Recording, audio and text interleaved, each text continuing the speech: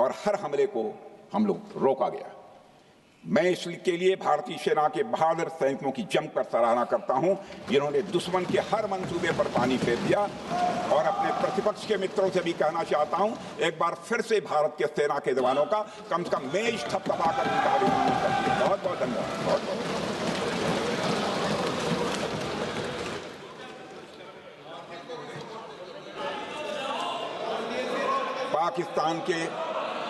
पाकिस्तान के इस हमले के जवाब में हमारी कार्रवाई साहसिक थी, ठोस थी और प्रभावी थी। भारतीय वायुसेना ने वेस्टर्न फ्रंट पर पाकिस्तान के हवाई अड्डों, command and control systems, military infrastructures और एयर डिफेंस सिस्टम को निशाना बनाया और इस मिशन को हमारी सेनाओं ने सफलतापूर्वक अंजाम देने में कामयाबी हासिल की। अध्यक्ष महोदय, हमारी सेनाओं ने चकलाला, सरगोधा, रफीकी, रहीम यार खान, जैकबाबाद, सुक्कुर और भोलारी जैसे बड़े एयरबेस पर प्रहार किया और पूरी दुनिया ने भारतीय वायुसेना के शौर्य और पराक्रम की तस्वीर देखी।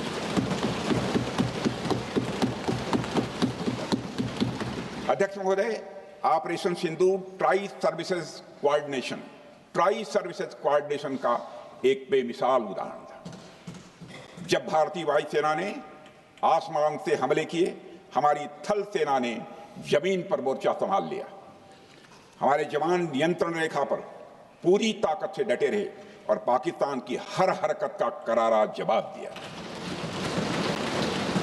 अध्यक्ष महोदय, भारतीय नौसेना ने भी, लोग पूछते हैं भारतीय नौसेना का क्या रोल था, भारतीय नौसेना ने भी उत्तरी अरब सागर में अपनी तैनाती मजबूत कर दी।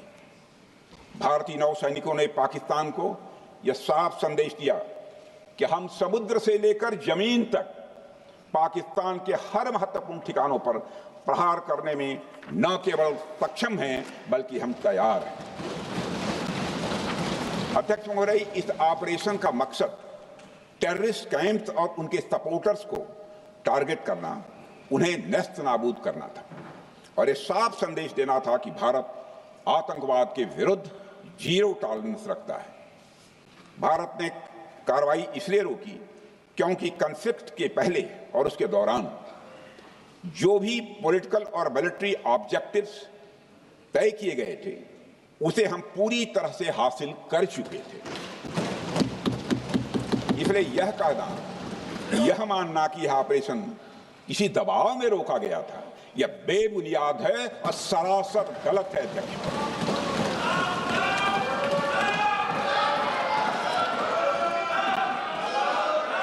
मैं सदन को फिर से आश्वस्त करना चाहता हूं, अपने राजनीतिक जीवन में अध्यक्ष महोदय,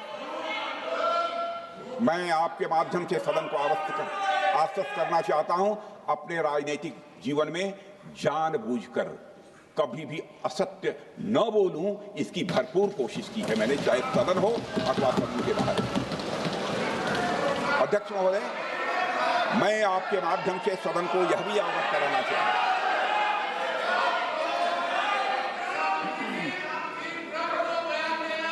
प्लीज बैठिए। आप क्यों खड़े? अध्यक्ष महोदय, मैं आपके माध्यम से सदन को यह भी अवगत कराना चाहूंगा कि सीमा पार करना या वहां की टेरिटरी कैप्चर करना इस ऑपरेशन का उद्देश्य नहीं था। ऑपरेशन सिंदूर प्रारंभ करने का मकसद था अध्यक्ष महोदय, उन टेरर नर्सरीज को खत्म कर देना जिन्हें पाकिस्तान ने बरसों से पाला पोसा था। और यह ऑपरेशन उन मासूम परिवारों को न्याय दिलाने के लिए लॉन्च किया गया था जिन्होंने पाक स्पॉन्सर्ड टेररिस्ट अटैक्स में अपने प्रियजनों को खोया था। हमारी सेनाओं ने सिर्फ उनको टारगेट किया जो इन आतंकियों को सपोर्ट करते हुए भारत पर हमला करने की कोशिश में लगातार शामिल थे।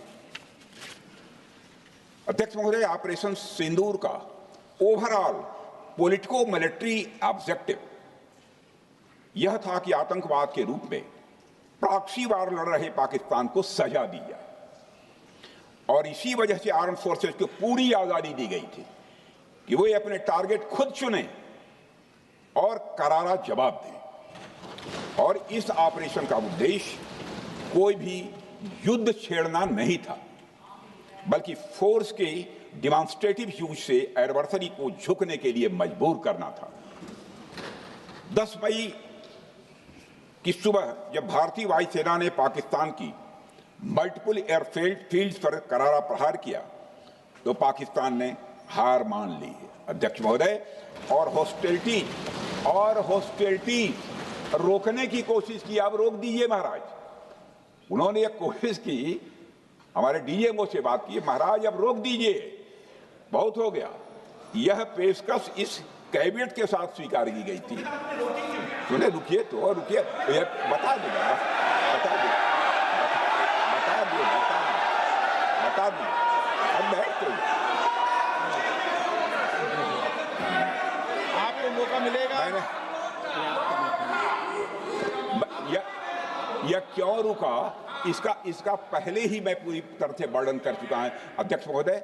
मैं नेता प्रतिपक्ष को बहुत सम्मान के साथ कहना चाहता हूं कि कृपया एक बार मेरा पूरा भाषण पूछ लें। आपको प्रश्न पूछने की पूरी आजादी है, आप पूछ सकते हैं, मैं उसका उत्तर दूंगा। अध्यक्ष महोदय, 10 मई की सुबह जब भारतीय वायुसेना ने पाकिस्तान की मल्टीपल एयरफील्ड पर करारा प्रहार किया तो पाकिस्तान ने हार मान ली और हॉस्टिलिटी रोकने की उन्होंने पेशकश की।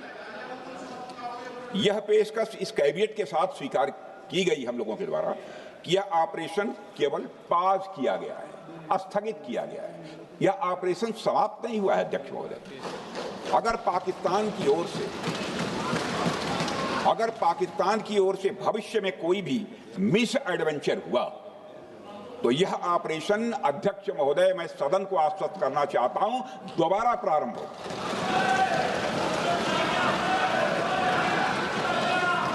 अध्यक्ष महोदय, भारतीय वायुसेना के जबरदस्त हमलों, नियंत्रण रेखा पर थल सेना की मजबूत जवाबी कार्रवाई और नौसेना के हमलों के डर ने पाकिस्तान को झुकने के लिए मजबूर कर दिया अध्यक्ष महोदय। और पाकिस्तान की हार उनकी एक सामान्य विफलता नहीं थी, बल्कि यह उसके सैन्य बल और मनोबल या दोनों की एक हार थी। 10 मई को पाकिस्तान के डीजीएमओ ने भारत के डीजीएमओ से संपर्क किया और सैन्य कार्रवाइयों को रोकने की अपील की। मैं सदन में यह बात फिर से दोहराना चाहूंगा कि पाकिस्तान के डीजीएमओ ने भारत के डीजीएमओ से संपर्क किया और सैन्य कार्रवाइयों को रोकने की अपील की। 12 मई को दोनों देशों के डीजीएमओ के बीच औपचारिक संवाद हुआ और दोनों पक्षों ने सैन्य कार्रवाइयों पर विराम लगाने का निर्णय लिया। अध्यक्ष महोदय, हमारे सैनिकों का जो मनोबल, मातृभूमि की रक्षा करने का जो उनका समर्पण है, ऑपरेशन सिंदूर के दौरान उसका दर्शन 140 करोड़ से अधिक भारतवासियों ने देखा। मुझे खुद भी और प्रधानमंत्री जी को सीमावर्ती क्षेत्रों में जाकर हमारे जवानों से मुलाकात का अवसर मिला है। अध्यक्ष महोदय, श्रीनगर के मिलिट्री बेस पर, भुज के एयरबेस पर, उधमपुर के कमांड सेंटर पर, हर जगह प्रत्यक्ष मैंने अपनी आंखों से देखा कि हमारे सैनिकों का मनोबल अपनी पूरी बुलंदी पर था। उनकी आंखों में विश्वास है और उनका संकल्प अडिग है। वे न केवल भारत की सीमाओं की रक्षा कर रहे हैं, बल्कि हमारे राष्ट्रीय स्वाभिमान की भी अध्यक्ष महोदय रक्षा कर रहे हैं। अध्यक्ष महोदय, किसी भी देश में जनता सत्ता पक्ष को और विपक्ष को अलग अलग दायित्व सौंपती है, दोनों को अलग अलग दायित्व, और हेल्दी डेमोक्रेसी में तो स्वाभाविक है। सत्ता पक्ष का काम होता है जनता के हितों को ध्यान में रखते हुए कार्य करना, और विपक्ष का काम होता है सरकार से जनता के मुद्दों से संबंधित जरूरी प्रश्न पूछना। ऑपरेशन सिंदूर क्यों शुरू किया गया, इसकी जानकारी पहले भी दी गई है और आज भी मैंने सदन को दी है। अध्यक्ष महोदय, कभी कभी हमारे प्रतिपक्ष के लोग ये पूछते रहे हैं कि हमारे कितने विमान गिरे। मुझे लगता है उनका यह प्रश्न हमारी राष्ट्रीय जनभावनाओं का सही से प्रतिनिधित्व नहीं कर रहा है। मुझे लगता है उन्होंने एक बार भी हमसे यह नहीं पूछा कि हमारी सेनाओं ने दुश्मन के कितने विमान मार गिराए।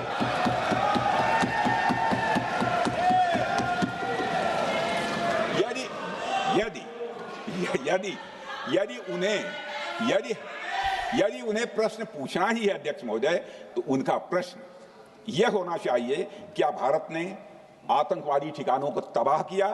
तो उसका उत्तर है हाँ।